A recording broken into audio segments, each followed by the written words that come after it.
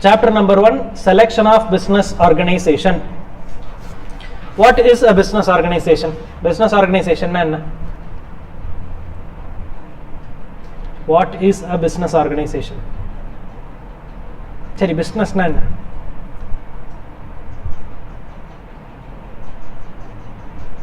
Business na business sir. Alla vela yaru tholil sir appdi sollama vittinga. Solunga. What do we do in business? We do business. எல்லாத்தையுமே நானே சொல்லிட்டேன்னா தப்பிச்சிருவேன்ல, வேற ஏதாவது யோசிப்பீங்கல்ல. சொல்லுங்க, பிஸ்னஸ்னா என்ன?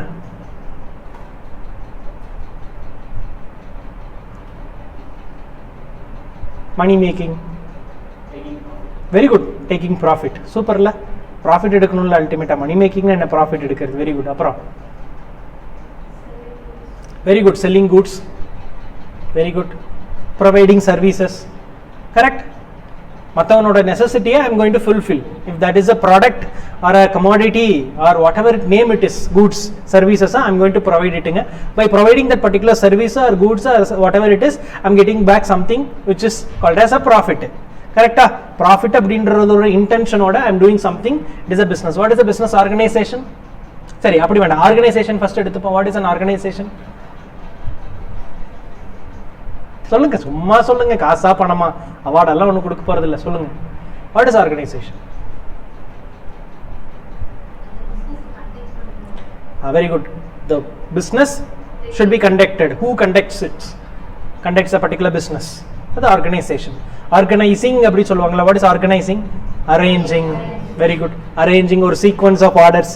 இது இப்படிதான் சார் இருக்கணும். இப்போ business organisation is a place or an entity which provides certain services in certain way. Business organization refers to necessary arrangement required to conduct a business in an optimized manner. Optimized is nothing but a complete manner. Or complete manner la or organization if you wanted to make na, it is a business organization. It includes planning, organizing. Both are the integral part of business management. Planning அப்படினு என்ன பண்ணாலும் plan பண்ணி பண்ணணும். வடிவேல் சொன்ன மாதிரி அது business ஆகட்டும் எதாகட்டும். Plan பண்ணுறதோட மட்டும் இல்லாமல் we have to organize. நான் மனசில் யோசிச்சுட்டு நான் சிஎஸ் பாஸ் பண்ணணும், ஆர்கனைஸ் பண்ணணும்ல. ஒரு கிளாஸ் அட்டன் பண்ணுறமா, இல்லை நான் செல்ஃப் ஸ்டடி பண்ணுறமா, ஓகே செல்ஃப் ஸ்டடிக்கு என்னென்னலாம் வேணும், எவ்வளோ நேரம் படிக்கணும், I have to organize and think, right? அதுதான் planning and organising are both the integral part of business management. The arrangement which follows this process and carrying on the business is called as business undertaking or business organization. Business organization na idu. We have to choose a particular business organization. Enna business organization enakku, it is not about the form or a type of business, it is about the organization. Inge type solla kedaiyadhu.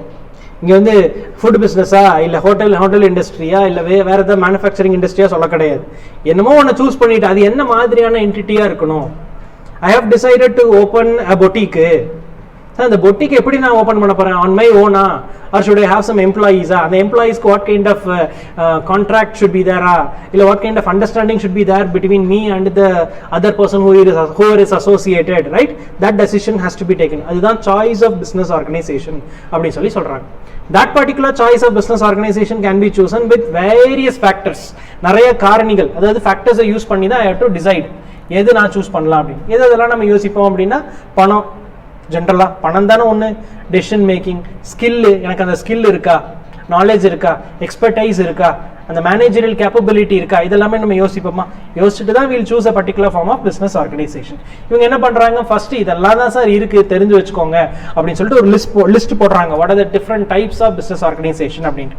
அதில் first பார்த்தீங்க அப்படின்னா soul proprietorship அப்படின்னு ஒன்று இருக்குது. What is a sole proprietorship? Sole trader, sole proprietor.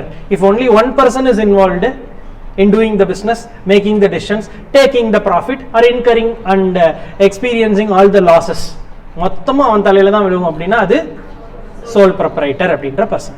What kind of advantages can be there by having a sole proprietorship concern? Very easy to start. I need not ask permission with anyone, right? நான் இது பண்ணட்டுமா பண்ண வேண்டாமா யார்ட்டே கேட்கணுமா? தேவையே கிடையாது. I am the sole decision maker of the particular business. நானே முடிவு பண்ணா போதும். பணம் நானே இருந்தா போதும். கரெக்டா? நெகட்டிவா யோசிச்சோம் அப்படின்னா very good, loss, personal liability வந்துடும். மேனேஜ் பண்ண முடியாது சார், எவ்வளோ சார் முடிய மாட்டேங்குது. So that is a negative point. இந்த மாதிரி எல்லாத்துக்கும் பாசிட்டிவ் நெகட்டிவ்னு கொடுத்துருப்பாங்க. right? We'll have an understanding. Mostly will not get a question from this particular part. Apadiye if the question is asked na, it will check your basic understanding. ஒரே ஒரு question வந்திருக்குது, நம்ம question bankல கொடுக்கும்போது நம்ம பாப்போம், அதுல தெரிஞ்சுக்கலாம். ஒரு basic question, partnership related கேட்டிருந்தாங்க. ஒரு partnership எப்படி ஃபார்ம் பண்ணுவாங்க, partnershipல what is needed அப்படின்ற மாதிரி ஒரு question இந்த பார்ட்ல இருந்து கேட்டிருக்காங்க. First one is being a sole proprietor, only one person is involved. பெரிய legal formalities எல்லாம் எதுவுமே கிடையாது. There is nothing like registration. But if you choose a particular form of organization which needs a registration, we'll go for registration. நான் food business choose பண்ணிட்டேன். Food business எங்கேயுமே registration கிடையாது, but license is required. FSSAI license is required. So அது மட்டும்தான் registration எதுவுமே கிடையாது. I'll be the complete owner, sole decision making authority. The name will be in my name இல்லையா, அந்த பிஸ்னஸோட name வந்து என்னோட நேம் தான் இருக்கும். அதோடைய ப்ராஃபிட் ஆனால் லாஸ் ஆனால் என் தலையில தான் வரும். What ever is income earned by the particular sole proprietorship concern is my personal income. என்னுடைய தனி இன்கமாக தான், என்னுடைய டோட்டல் இன்கம் ஸ்லாப்ல தான் அது கால்குலேட் ஆகும் அப்படின்றதா இந்த பர்டிகுலர் இன்ட்ரடக்ஷன். அன்லிமிட்டட் லைபிலிட்டி ஒரு பாயிண்ட் கொடுத்துருக்காங்க. What is this unlimited liability?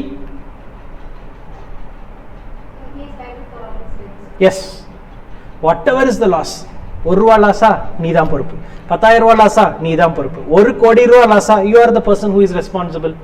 அதான் அன்லிமிட்டட் லைபிலிட்டி. ஆனால் கம்பெனியில் அப்படி கிடையாது. இல்லை, கம்பெனி லாஸ் ஆச்சுன்னா அது கம்பெனி பிரச்சனை. அது கம்பெனியில் இன்வெஸ்ட் பண்ணவனுக்கெல்லாம் போட்ட பணம் தான் லாஸே ஒழிய அந்த லாஸை சரி கட்டணுங்கிறது இவங்க தலையில் விழுகாது. பட் இங்கே அப்படி கிடையாது. நான் ஒரு பிஸ்னஸ் ஆரம்பிப்பேன், எல்லாத்துக்கிட்டையும் கடன் வாங்குவேன், லாஸ் ஆகிடுச்சு சார், பிஸ்னஸ் லாஸ் ஆகிடுச்சு, ஆகிட்டு போகுது, நீ காசு கொடு. That is unlimited liability. They are responsible for the complete loss if it is a sole proprietorship concern. Easy to start. Yes, it is easy to start.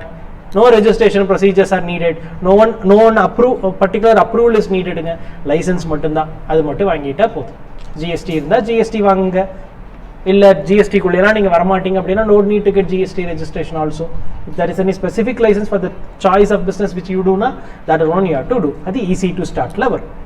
இதுக்கு அட்வான்ஸ்டா next லெவல்ல என்னால மட்டும் முடியாது சார், என் தோஸ்தையும் சேர்த்திக்கிறேன் சார் அப்படின்னா partnership. What is the minimum number of partners required to start a partnership firm? Partnerனாலே 2 இல்ல 2. 2 பேர் இருந்தா we can start a partnership firm. அதுக்கு we have an act, Indian Partnership Act of 1932. 1932 ஒரு ஆக்ட் எனாக்ட் பண்ணி இதான் sir partnership act. This act has to be followed whenever you are creating a partnership concern அப்படின்னு சொல்லிட்டாங்க. அப்போ இண்டிவிஜுவலாக அவங்க பேர் பார்ட்னரு, அந்த ஃபேர்மோடது வந்து பார்ட்னர்ஷிப் ஃபேர்மு, அந்த ஃபேர்முக்கான நேம் ஃபேர்ம் நேம் அப்படின்னு சொல்லுவாங்க. ஆக்ட் இருக்கு, இதான் ரூல்ஸ் அண்ட் ரெகுலேஷன்ஸ் இருக்குன்னா then they have to follow இட்டுங்க. அந்த ஃபாலோ பண்றதுக்கு அவங்களா ஒன்று ப்ரிப்பேர் பண்ணுவாங்க, that is called as partnership deed. Partnership deed is nothing but the agreement in which the partners will move on. What are the terms and conditions they have to go with while doing the business? அப்படின்னா அதுதான் partnership ஃபார்மோட partnership deed.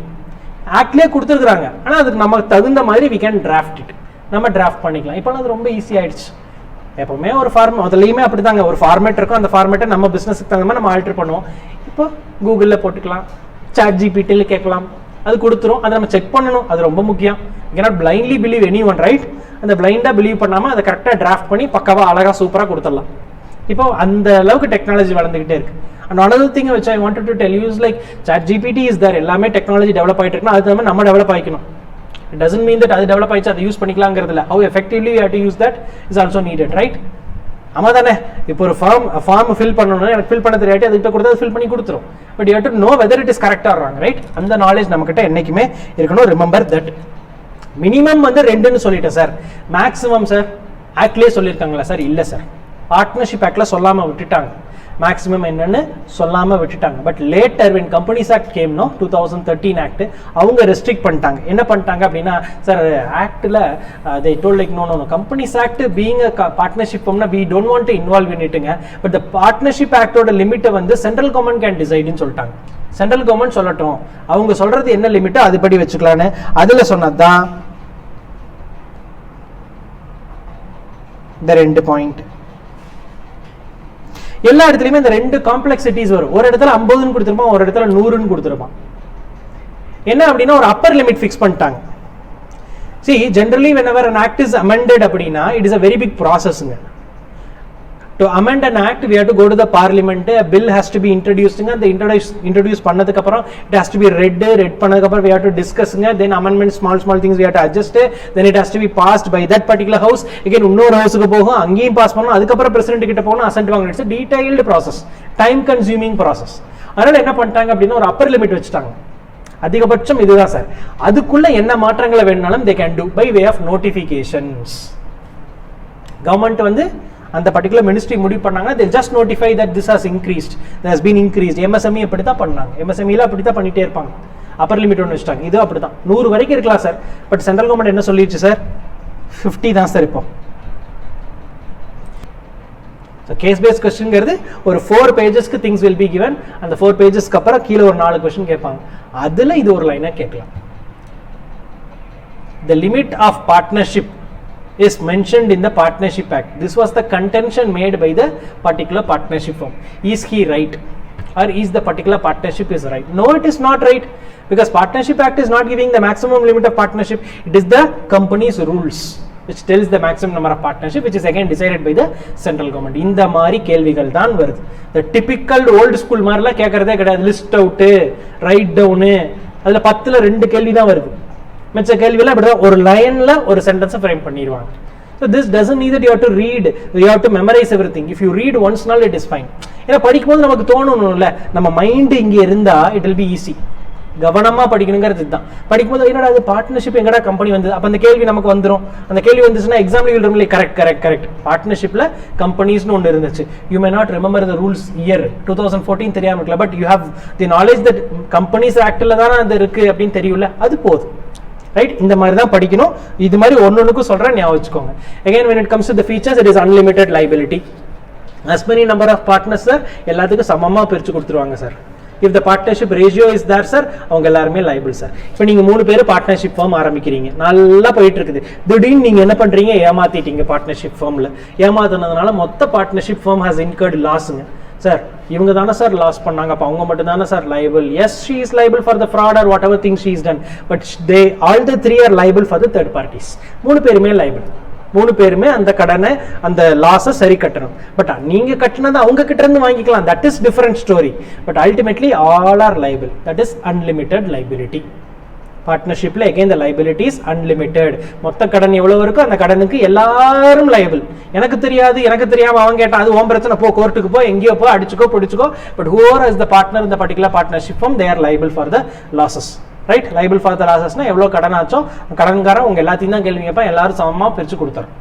புரிஞ்சுங்களா? ஏதாவது புரியலைன்னா அப்பப்போ கேளுங்க, I will explain. Easy to start. Again comparative to soul proprietor கொஞ்சம் கஷ்டம் தான், ஏன்னா எல்லா பார்ட்னர்ஸும் ஒத்துழைக்க வச்சு கையெழுத்து வாங்கி அப்புறம் தான் ரெஜிஸ்ட்ரேஷன் பண்ணோம். But when it comes to comparison of companies act, it is very easy to get started. Relatively inexpensive. LLP ஓட கம்பேரிஷன் கொடுத்துருப்பாங்க. LLP will learn little laterங்க. Limited liability partnershipனு சொல்லுவாங்க. அது என்ன, combination of corporate level and a partnership firm. LLP unlimited liabilityங்கிறப்ப கொஞ்சம் பயம் இருக்கும்ல, மொத்தமாக loss ஆயிடுச்சுன்னா என்ன பண்ணுறப்ப யோசிச்சு பண்ணுவோம். அது லிமிடெட் லைபிலிட்டியாக மாற்றிட்டாங்க அப்படின்னா அப்போ கொஞ்சம் பெட்டராக இருக்கும். அதனால தான் இந்த எல்எல்பிங்கிற ஒரு கான்செப்ட் வந்துச்சு.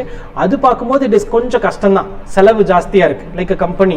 But this partnership is not that costlier. The third one is Hindu undivided family. Any idea of what is Hindu undivided family? Family members மட்டும் சேர்ந்து பண்ணுறது Hindu undivided family அப்படின்னு சொல்லுவாங்க. இது ரொம்ப டீட்டெயிலாக நம்ம 8th சாப்டரில் படிப்போம். நான் கார்பரேட் என்டிட்டிஸில் will have a detail learning. But இங்கே வந்து மேல் மெம்பர்ஸ்ன்னு சொல்லியிருப்பாங்க, இப்போ ஃபீமேல் மெம்பர்ஸும் ஆகிட்டாங்க. கோபார்சினர்ஸ்னு சொல்லுவாங்க. அங்கே கோபார்சினர்ஸுங்கிறது யாருன்னா எல்லாத்தையும் கோபார்சினர்ஸ் சொல்லுவாங்க. ஹெட் ஆஃப் த ஃபேமிலியை கர்த்தா அப்படின்னு சொல்லுவாங்க. ரைட், இப்போ எல்லாத்துக்குமே ஷேர் இருக்குது. முதல்ல எல்லாம் இல்லை, விமனுக்கு இல்லை அப்படி இப்படின்னு சொல்லிட்டு இருந்தாங்க. இப்போ எல்லாத்துக்குமே இருக்குது. At when it comes to partnership எல்லாம் பார்த்தீங்கன்னா ஒரு பார்ட்னர்ஷிப் டீடு போட்டு எல்லாரும் ஒத்துக்கிட்டு உள்ளே வந்தால் தான், அக்ரிமெண்ட் போட்டு உள்ளே வந்தால் தான் அவங்களாம் பார்ட்னர். இங்கே ஒரு குழந்தை பிறந்தாலே அதுக்கு ஷேர் இருக்குது. அதில் the child is born in a particular HUF family அப்படின்னா automatically he or she will get a share. Nothing like agreement will be there. ஆட்டோமேட்டிக்காக அவங்க ஷேர் போக ஆரம்பிச்சிடும். அது ஒரு பெரிய கான்செப்ட்டுங்க. அந்த இப்போ அதிகமாக தெரியாமல் போயிட்டு இருக்கு. பட் நிறைய பெரிய பிஸ்னஸ் எல்லாமே வந்து HUF தான் இருக்குது. ஒரு 100 கோடி சொத்து இருக்கும். அந்த 100 கோடி சொத்தை வச்சே பிஸ்னஸ் பண்ணிட்டு இருப்பாங்க. இருக்கிறவங்க எல்லாத்துக்கும் அந்த ஷேர் போய்கிட்டே இருக்கும். இப்போ அது எல்லாமே க்ளோஸ் பண்ணுறாங்க நிறையா. Actually there closing Hindu undivided family business. அதில் தான் நிறைய இந்த செட்டில்மெண்ட் எல்லாம் ஆகிறது. அண்ட் என்னோட தாத்தாவோட இதில் தான் அப்படியே அந்த லீனியேஜ் எடுப்பாங்க. அவங்களுக்கு 3 பொண்ணா, அந்த 3 பொண்ணுக்கு 3 பையங்களா, அப்போ 6 பிரி 7 பிரி 8 பிரி, அவங்க இல்லையா அவங்களோட என்ன பிரி அப்படின்னு பிரித்து அந்த செட்டில்மெண்ட் பண்ணுவாங்க. That is how this HUF will happen. But in டீட்டெயிலாக நம்ம அங்கே கொஞ்சம் நல்லாவே படிச்சுப்போம் 8th சாப்டரில். But here there is a small introduction only. Limited liability partnership which is under Partnership Act of 2008. 1932 வந்து Indian Partnership Act. LLP Act வந்து 2008. My humble request is like at least remember the acts years. Companies Act ஓட year, LLP Act ஓட year, அப்புறம் partnership act ஓட year, இதெல்லாம் கொஞ்சம் ஞாபகம் வச்சிட்டீங்கன்னா கொஞ்சம் நல்லது. பேசிக் இதெல்லாமே. Since the liability of partners in partnership firm is unlimited, people were like little risk averse. எதுக்கு போடணும், போட்டு லாஸ் ஆயிடுச்சுன்னா what to doங்கிறப்போ the government thought like why should we create some, why can't we create something like combination of corporate entity and a partnership firm structureங்கிறப்ப தான் இந்த idea உங்களுக்கு வந்துச்சு. இதே partnership deed தான், இதே அண்டர்ஸ்டாண்டிங்ல they will create and put an agreementங்க, members எல்லாம் உள்ள வருவாங்க. பட் என்னன்னா உங்களுடைய லைபிலிட்டி லிமிட் பண்ணிட்டாங்க. நான் 10,000 ரூபாய் கான்ட்ரிபியூட் பண்ணேன்னா my liability is limited only to 10,000 rupees. அங்க அப்படி கிடையாது. நீ 10,000 ரூபாய் போட்டாலும் 1 லட்சம் ரூபாய் லாஸ் வந்ததுன்னா உன்னோட ஷேர் 25,000னா நீ 25,000த்தையும் you have to bear the loss. பார்ட்னர்ஷிப்ல இங்க அப்படி கிடையாது. whatever is the contribution made by you as a partner in the LLP firm, your liability is limited to that limit only. அந்த லிமிட்டுக்கு தான் உங்களுடைய liability அப்படின்னு சொல்லி சொல்றாங்க. இந்த firms LLP firm ஓட லாஸ் வந்து 1 crore-ங்க. there are 3 partners. 3 பேர் பாத்தீங்கன்னா 10 lakhs 10 lakhs 10 lakhs. what is the limit of liability na? only 10 lakhs. but இதுல நிறைய nuances இருக்குது. இதுல யாரு லாஸ் கிரியேட் பண்ணா அதெல்லாம் நம்ம LLP Act செப்பரேட் சாப்டரே அழகா கொடுத்து வச்சிருக்காங்க. அதனால நல்லா நம்ம படிச்சோம். but here you have to remember this only. the liability is limited to the amount of contribution made by the partners. என்ன கான்ட்ரிபியூட் பண்ணாங்களோ அதுதான். ஃபீச்சர்ஸ் பொறுத்த அளவுக்கு சூட்டபிள் ஃபார் நான் ஸ்கேலபிள் பிசினஸ். சார் பெருசா நம்மளுக்கு அந்த ஸ்ட்ரக்சர் வந்து காம்ப்ளெக்சிட்டிஸ் இருக்கு சார், பெருசா என்னால ஸ்கேல் பண்ண முடியாது, இது இப்படிதான் இப்படிதான் அப்படின்றப்ப அதெல்லாம் அந்த மாதிரியான பிசினஸ்க்கு எல்லாமே இந்த நான் ஸ்கேலபிள் பிசினஸ் யூஸ் ஆகும். நிறைய இன்வெஸ்ட்மெண்ட் வேணும், but I cannot go for company form of organization because of my legal constraints or cost involved in compliances அப்படின்னா LLP சூஸ் பண்ணிப்பாங்க. because it is little less compared to companies. கொஞ்சம் கம்மி compliances ஈஸியராகவும் இருக்கும், அதே legal ஸ்ட்ரக்சரும் கிடைச்சிரும். fewer compliancesனா LLP வந்து கம்பெனிஸோட compare பண்ணிட்டு audit requirement ரிலேட்டடாக கொடுத்துருப்பாங்க. பிகாஸ் இந்த இடத்துல ஒரு பாயிண்ட் இருக்கு, நோட் பண்ணிக்கோங்க. அங்கேயும் will be learning. Turn over வந்து 40 lakhs மேல போனாலோ இல்ல கான்ட்ரிபியூஷன் வந்து 25 lakhs மேல போனாலோ மட்டும்தான் audit is required. What is contribution sir? Sir ஒருத்தர் கான்ட்ரிபியூட் பண்றாங்க இல்லீங்களா as a capital or an investment, that is called as contribution. if there are 3 partners and each contribute 10 lakhs அப்படினா what is the total contribution of that LLP na 30 lakhs மொத்த contribution. தனித்தனியா எவ்வளவு ஒருத்தர் எவ்வளவு கொடுக்கறாங்க அது contribution. what is turnover sir? every year whenever there is a sale happening, அந்த மொத்த சேல் எவ்வளவு ஆகுதோ that is called as turnover. simple. turnoverங்கிறது எவ்வளவு செலவாகுது, சேல்ஸ் ஆகுது, சாரி, அது turnover. contribution is the amount contributed by the partners together. இது ரெண்டு லிமிட் பார்த்துக்கணும். இங்கே 6 கேட்டகரிக்கு இதெல்லாம் நான் பின்னாடி ரொம்ப டீட்டெயிலாக சொல்லி தருவோம். இந்த இடத்துல 6 இருக்குன்னா அது 6 தான். ஏன் அந்த 6 ஞாபகம் வச்சுக்கணுங்கிறத கொஞ்சம் படிப்பேன். இப்போ சும்மா தெரிஞ்சு வச்சுக்கோங்க. we don't want to go in that detail things. 40 lakhs 25 lakhs மேலே போனாதான் அதுக்கு ஆடிட் பண்ணும். யோசிச்சு பாருங்க, ஒரு ஆடிட் பண்ணணும்னா we have to appoint an auditor. ஆடிட்டருக்கு ஃபீஸ் கட்டணும், எவ்வளோ பெரிய விஷயம். ஃபீஸ் கட்டுறது மட்டும் இல்லாமல் கம்ப்ளைன்சஸ்க்கான ஃபீஸ் கட்டணும், right? This is a costly affair, right? LLPக்கு அது கொடுக்கல, அந்த டர்ன் ஓவர் தானா தான், இல்லைன்னா வேண்டியதில்லை அப்படின்றப்போ இட் இஸ் லெசர் கம்ப்ளைண்ட்ஸ் அப்படின்ற ஒரு அண்டர்ஸ்டாண்டிங்ல கொடுக்குறாங்க. Third one is number of partners. What is the number of minimum partners required to form an LLP? again it is 2. பார்ட்னர்னாலே 2 பேர் தானே மினிமம், இங்கேயும் 2 தான். பட் மேக்ஸிமம் எதாவது கொடுத்துருக்காங்களா? Nothing sir. பார்ட்னர்ஷிப் எவ்வளோ? 50. இங்கே எவ்வளோ? Nothing. there is no limit on upper limit for having in partnership. LLP limited liability partnershipல upper limit கிடையாது. மினிமம் 2 பேர், மேக்ஸிமம் எத்தனை பேர் வேணாலும் வச்சுக்கலாம். that is up to the discretion of that particular LLP, right? அடுத்து cooperative society. any idea of what is cooperative society? நம்ம எல்லாரும் சேர்ந்து நம்ம நல்லதுக்காக நமக்காகவே பண்ணிக்கிறது cooperative society. Simple. For the benefit of the members only it is called as cooperative society. நம்ம எல்லாருமே அக்ரிகல்ச்சரல் பிஸ்னஸில் இருக்க சார், எல்லாருமே வீட்டில் மாடு வச்சுருக்கோம் சார். நான் மாடு வளர்த்தி கஷ்டப்பட்டு தீனி வாங்கி போட்டு, சாரி அது என்ன சொல்லுவாங்க, தீவனம் வாங்கி போட்டு அதுக்கு நல்ல whatever required things are ப்ரொவைடடுங்க, நல்ல ஃபுட்டெல்லாம் கொடுத்து பாலை கறந்து நான் யாரோ ஒருத்தனுக்கு கொண்டு போய் விற்று என்னால் முடியல sir. I'm not getting loans sir. அப்போ என்ன பண்ணலாம் சார், நம்மளாம் சேர்ந்து ஒரு ஒரு அமைப்பு மாதிரி உருவாக்கலாம். அந்த ஆர்கனைசேஷன், ஃபார் எக்ஸாம்பிள் ஒரு ஆர்கனைசேஷன் மாதிரி உருவாக்கி நம்மெல்லாம் சேர்ந்து ஒரு சின்ன அமௌண்ட் அதில் கான்ட்ரிபியூட் பண்ணுவோம். அதை கான்ட்ரிபியூட் பண்ணுறதை வச்சு அந்த பணத்தை மறுபடியும் நமக்குள்ளேயே சர்க்குலேஷனில் லோன்ஸாக கொடுப்போம். ஃபெர்டிலைசர்ஸ் மென்யூர்ஸ் வாங்கி அதை கொஞ்சம் டிஸ்கவுண்டட் ரேட்டில் கொடுக்கலாம் ப்ரைவேட்டில் வாங்குறத விட. அந்த மாதிரி டிசைட் பண்ணி அவங்களுக்குள்ளேயே அவங்களுக்காக for promoting safeguarding themselves an entity startedனா அதுதான் கோஆபரேட்டிவ் சொசைட்டி. அதான் இந்த இடத்துல ஒரு வார்த்தை கொடுத்துருக்கு, united together by mutual consent. அடுத்து காமன் பர்பஸ், இந்த கீவேர்டு இதில் அவங்களுக்காக அவங்களே ஆரம்பிச்சுக்கிறது தான் cooperative society. This can be for any purpose. நான் சொன்னது அக்ரிகல்ச்சர், இங்கே கொடுத்துருக்காங்க பாருங்க, education, art, religion, culture, music, sports, anything it can be. நம்ம எல்லாம் நல்ல பாடகர்கள். We have to safeguard us, we have to protect us from all the risks, right? So we'll form an association for ourselves. That is a cooperative society. Sir, அது என்னென்னமோ இருக்குல்ல sir, அதெல்லாம் பண்ணலாமா, அதுவும் பண்ணலாம் இதுவும் பண்ணலாம். It is a form of organization, that's all. Cooperative society. Next one is interesting, Section 8 companies. Any idea of what is Section 8 companies? Very good, not for profit organizations. 1956 ஆக்ட்ல அப்படிதான் இருந்துச்சு, நாட் ஃபார் ப்ராஃபிட் ஆர்கனைசேஷன் இருந்துச்சு. 2013 ஆக்ட்ல since it was placed in section number 8, that company is named as section 8 company. அவ்வளவுதான். Section 8ங்கிறது companies act 2013ல இருக்கிறது. அது அந்த செக்ஷன்ல இருக்கிறனால அது பேரே அப்படி வச்சுட்டாங்க. இவங்களோட வேலை என்னன்னா, நாட்டுக்கு நல்லது பண்றது, சொசைட்டிக்கு நல்லது பண்றது. அவங்களுக்குன்னு ப்ராஃபிட் வேணுங்கிற விஷயமே இருக்காது. பட் அதையும் மீறி ப்ராஃபிட் வந்துச்சுன்னா திரும்பி அதை கொண்டு வந்து கம்பெனியில தான் போடுவாங்க. Generally, when we buy a share in a particular company, for the share which we held, every year, whenever a profit is calculated, it will be given back to the shareholders as dividend. கேள்விப்பட்டிருக்கீங்கல்ல, dividend வந்துச்சு எனக்கு அப்படின்னு சொல்லி. இதில் டிவிடெண்டே கிடையாது. ஏன்னா அவனோட ஐடியாவே ஒரு பர்டிகுலர் சொசைட்டிக்கு நல்லது பண்ணுறது தானே. நல்லது பண்ணுறவனுக்கு எதுக்கு சார் ப்ராஃபிட் மோட்டிவ்? இல்லை சார், நான் பண்ணுற பிஸ்னஸில் எனக்கு ப்ராஃபிட் வந்துருச்சு, சரி வந்துருச்சு, வரக்கூடாது, வந்துடுச்சு, again invest that money back to the company itself for promoting that particular objective. நான் வந்து இந்த சொசைட்டியில் இருக்கவங்களுக்கு I wanted to ensure they're getting some good education sir. கல்வியை மேம்படுத்துறதுக்காக நான் ஒன்று பண்ணணும்னு நினைக்கிறேன். அது சொசைட்டியை ப்ரொடெக்ட் பண்ணணும், என்வாயன்மெண்ட்டை வந்து டிப்ளீட் பண்ணாமல் ஸ்டாப் பண்ணணும். Or I wanted to develop scientific knowledge or scientific development related ஆனது, அதெல்லாம் நான் பண்ணணும்னு நினச்சி if I am starting my role or like my ambition is to do தட்டுங்க, என்னுடைய அப்ஜெக்டிவ் வந்து அதுதான் அப்படின்னா, you can choose this section 8 company. ஏன் சார் இது என்ன சார் செக்ஷன் 8 கம்பெனின்னா, நீ நல்லது பண்ணணும்னு நினைக்கிறீல்ல, அப்போ கவர்மெண்ட் உனக்கு ஏதாவது நல்லது பண்ணணும்ல, அதுக்காக இந்த கேட்டகரி கிரியேட் பண்ணிட்டாங்க. நீ செக்ஷன் 8 கம்பெனியா இருந்ததுன்னா யூ நீ not have so many compliances. மற்ற கம்பெனி மாதிரி எல்லாம் உனக்கு இல்லை. I will give you so many exemptions. நிறைய கம்ப்ளைன்சஸ்ல இருந்து I will give you some discounts. அதுக்காக தான் இந்த கேட்டகரி வச்சிருக்காங்க. Because I wanted to do good for the society. The government is also like happy. Because generally what we say, government தான் எல்லாம் பண்ணணும்னு நினைப்போம். கரெக்டுங்களா? கவர்மெண்ட் பண்ணக்கூடியது இன்னொருத்தர் பண்றானா government is happy for that.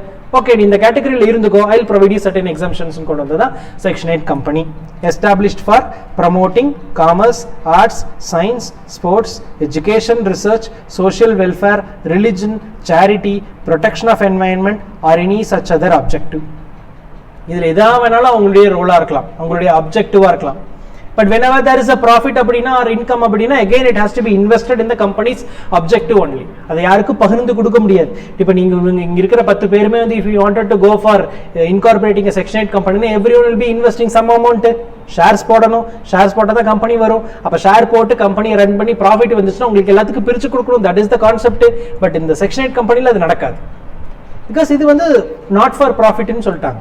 ப்ராஃபிட்டுக்காக இல்லை, doing good for the society, right? அதான் செக்ஷன் 8 கம்பெனி. சரி, இது மாதிரிலாம் கம்பெனிஸ் இருக்கிறாங்களா? நிறையா இருக்காங்க சார். செக்ஷன் 8 கம்பெனிஸ் நிறையா இருக்காங்க. எல்லா நல்ல பேர் போன ஐடி கம்பெனிஸ் எல்லாமே இந்த மாதிரி ஒரு செக்ஷன் 8 கம்பெனி வச்சுருப்பாங்க. டாடா ஃபவுண்டேஷன் இருக்குது, இன்ஃபோசிஸ் ஃபவுண்டேஷன் இருக்குது, ரைட்? இவங்க எல்லாருமே சில இந்த மாதிரி நிறைய ஐடி கம்பெனிஸ் எல்லாமே வந்து இந்த பேரில் வச்சுருப்பாங்க. They cannot have limited R private limited name, அப்படியெல்லாம் இருக்காது. ஜென்ரலாக இருக்கும். போய் அவங்களுடைய எம்ஓஏ ஏஓஏ எடுத்து பார்த்தீங்க அப்படின்னா it will be a section 8 company, right? Features பாருங்க, ப்ராஃபிட் இருக்காது, இருந்தாலுமே ப்ரமோட்டிங் ஆஃப் ஆப்ஜெக்ட்ஸ் தான். டிவிடெண்ட் இருக்காது, அவங்களுடைய பேர்ல எண்டில் லிமிடெட், பிரைவேட் லிமிடெட் இருக்கவே இருக்காது. Because whenever a company is incorporated as a public limited company na, its name should end with limited. Whenever a company is incorporated as a private limited company na, its name should end with private limited. இது mandatory companies act oda rule. But section 8 கம்பெனிக்கு அந்த ஒரு rule கிடையாது. You need not have there limited or private limited at the எண்டுங்க. No requirement of minimum capital. இந்தியாவில் இப்போ எந்த கம்பெனிக்குமே minimum capital ரெக்யர்மெண்ட்டே இல்லாமல் பண்ணிட்டாங்க. முதல்ல இருந்துச்சு பிரைவேட் கம்பெனினா இவ்வளோ மினிமம் பெய்ட் அப் கேபிட்டல் இருக்கணும் அப்படின்னு. இப்போலாம் இல்லை. They had removed everything. Flexibility of administration is also there because they can choose like how they have to administer themselves. இது section 8 company related ஆன ஒன்று. அடுத்து வருது 1% company. Any idea of what is 1% company? I wanted to start a particular business. He has decided நான் ஆரம்பிக்கணும். He is on his own legs. அவரோட கால்ல சொந்த கால்ல நின்னு he wants to do everything. சின்ன சின்ன லோன்ஸ் எல்லாம் வாங்குறாரு, தப்பில்ல வாங்கி he has started a business sir, no problem sir. But after some point of time no, to get global recognition or global link வேணும் அப்படின்னா there needs a corporate structure always. இல்ல அந்த கண்டினியூட்டி அந்த safeguard investment சேஃபா இருக்குங்கிறப்போ ஒரு கேள்வி வருது. அப்போ அவருக்கு என்ன அடுத்த ஆப்ஷன் இருக்கு? ஒன்று பார்ட்னர்ஷிப் போகணும், அது ஒரு நான் கார்பரேட் என்டிட்டி தான். அதை விட்ட கம்பெனிக்கு போகணும், அப்போ பிரைவேட் லிமிடெட் கம்பெனிக்கு போகணும், அதுக்கு மினிமம் 2 பேர் வேணும், அதுக்கு கம்ப்ளைன்சஸ் ஜாஸ்தியாக இருந்தப்போ people were facing difficulty in choosing the organisation. அதனாலேயே அந்த ஒரு ஸ்கோப் ஒரு எக்ஸ்பான்ஷன் எல்லாமே இருந்துச்சு. So the government decided okay fine, நம்ம எப்படி எல்எல்பி கொண்டு வந்தோமோ same way will go with something called as 1% company. ஒரே ஆள் போதும் சார், சோல் ப்ரொப்ரைட்டர் மாதிரியே தான், but he'll have a company form, corporate structure கொண்டு வரலாம் தான் இந்த 1% கம்பெனி அப்படின்ற ஒரு கான்செப்டை கொண்டு வந்தாங்க. Because ஒரு sole proprietorship concern அப்படின்னா after that particular sole proprietor it is very difficult to check with the continuity of the business. அதுக்கப்புறம் அதை யார் எடுத்துட்டு போவாங்கங்கிற ஒரு கேள்வி வரும். But when it comes to corporate structure the continuity is always ensured. கரெக்ட்டுங்களா? continuity, men may come, men may go, the company will go on forever அப்படின்றது தான் ஸ்கூல்ல நம்ம படிச்ச ஒரு line. when it comes to company 100 வருஷமா 150 வருஷமா சில கம்பெனிஸ் இருக்கு. how it is possible sir? ஆரம்பிச்சு வச்சவங்க இப்ப இருக்கவா போறாங்க இல்லையே. how it continues? because it is a corporate structure. because again அந்த கம்பெனிஸ் ஆக்ட் போயிட்டு அதை வைண்டிங் அப் போனாதான் அந்த கம்பெனி எண்ட் ஆகும். அதே மாதிரி சோல் ப்ரொப்ரைட்டருக்கு கொண்டு வரணும் அப்படின்னு சொல்லி தான் இந்த ஓபிசின்ற ஒரு கான்செப்ட் கொண்டு வந்தாங்க. that 1% can create this 1% company. But ஒன்னே ஒன்று என்ன சொல்லிட்டாங்கன்னா சார், ஒரு நாமினி போட்டுக்கோங்க, have 1% as your nominee. in that case who can be a nominee na there is a compliance. அது நம்ம பின்னாடி சாப்டர்ஸ்ல will be learning. யாராவது ஒருத்தர் நேம் போட்டுருங்க. பழனியப்பன் வந்து அவர் போடுறாரு, he is my friendங்க ஃபார் எக்ஸாம்பிள், இவர் தான் நாமினி, he can give. அந்த நாமினி இருக்கணும். அந்த நாமினிக்கு சில ரெஸ்ட்ரிக்ஷன் இருக்கு. ஒரு ஆள் அட் அ டைம்ல 1% கம்பெனி ஒன்றுக்கு மேல இருக்கக்கூடாது. அந்த நாமினி அட் அ டைம்ல ஒரு கம்பெனிக்கு மேல நாமினியா இருக்கக்கூடாது. there are certain restrictions. அதெல்லாம் நம்ம டீடைல்டா படிப்போம். இப்போ 1% தான் இருக்கிறாரு அப்படின்னா ஆட்டோமேட்டிக்கா அவர் தான் 1%, ஓனர், டைரக்டர் எல்லாமே அவர் தான். he can decide on his own. everything is there but the liability is limited because it is a company, right? company form of organization, corporate entity ngirappo or limited. but the company ngirappo people will invest money is different and buying shares is different. நல்லா புரிஞ்சுக்கணும். கடன் கொடுக்கிறது வேற, கம்பெனில invest பண்றது வேற. here being a 1% he can avail loans from financial institutions. அது ஒரு பர்టిక్యులர் இது. பெனிஃபிட் பொறுத்தளவுக்கு பாருங்க, sole entrepreneurs it is very beneficial, low compliance requirement. இது டீடைலா நம்ம 12th chapterல we'll be learning what kind of benefits they'll have. compliance requirements என்னென்னலாம் குறைவா இருக்குங்கிறத அங்க we'll be learning. tax advantages எல்லாம் கம்மியா தான் இருக்கும் கொஞ்சம். அடுத்து private company minimum 2 maximum private company minimum 2 maximum 200 public company minimum 7 maximum unlimited. very good. directors private company minimum 2, public company 3, maximum 15 மேல போனோம்னா அதுக்கு தனியா அதெல்லாம் இருக்கு, லிமிட் செக் பண்ணுவாங்க, right? This is what the difference between private and public company. ரெண்டுக்கும் many like main difference என்னங்க? private company and public company. private company certain restrictions are there, right? public company there is public companies have certain restrictions. private company அந்த மாதிரில இல்ல. there are differences. அதல ரொம்ப டீடைலா நீங்க companies ஆக்ட்லயே படிப்பீங்க, corporate என்டிட்டிஸ்லயே will be learning. ஏன்னா public money is involved in public company இல்ல, so they are responsible, they are answerable to a lot. அதனால compliances கொஞ்சம் ஜாஸ்தியாரா இருக்கும். And this is all about the introductory part of what are the different forms of business organization which we can opt for. என்ன business வேணும்னாலும் இதில் நீங்கள் ஏதாவது ஒன்று choose பண்ணணும். ஒன்று சோல் ப்ரொப்ரைட்டர், இல்லைனா பார்ட்னர்ஷிப், இல்லைனா ஹிந்து அன்டிவைடட் ஃபேமிலி, இல்லைனா கோஆபரேட்டிவ் சொசைட்டி, இல்லைனா எல்எல்பி, இல்லைனா private company, public company or OPC. இதில் ஏதாவது ஒன்று சூஸ் பண்ணி தான் நீங்கள் பிஸ்னஸ் பண்ண முடியும். So if சம்மோன் comes and asks you, sir நான் இந்த ஒரு பர்டிகுலர் நான் ஐடியாவில் இருக்கேன், ஒரு ஃப்ரெண்டு வராரு கேட்குறாரு, I'm planning to start a particular businessங்க, நானே என் ஃப்ரெண்டு ஆரம்பிக்கிறோம் food truck business, right? Food truck business ஆரம்பிக்கலாம்னு இருக்கோம், நீங்கள் என்ன ஆப்ட் பண்ணுறீங்க, இது போகலாமா அது போகலாமான்னா நீங்கள் கேட்பீங்க இல்லையா? லைக் ஜென்ரலாக okay what is your investment, what is his investment, how is he, அவர் எப்படிப்பட்ட ஆள், கண்டினியூட்டி இருக்குமா இருக்காதா, do you want to have the complete control with you or you want to share your responsibilities with them, what about the liability, யாருடைய பேர், upper hand யாருக்கு இருக்கணும், எல்லாம் டிசைட் பண்ணி கன்க்ளூஷன் கொடுப்பீங்கல்ல, அதுதான் இந்த சாப்டரோட கேள்வியாக இருக்கும். Question will be that way only. So if they wanted to ask some more or case based question like this only, Mr. X, who is this particular person, comes to you and asks with this particular requirements, as a company secretary what would you give, what would your suggestion be, or what are the things which will you take into consideration before giving them a understanding. இப்படிதான் கேள்வி வரும். Case based na இந்த மாதிரி வரும், direct na something like that they will be asking, right?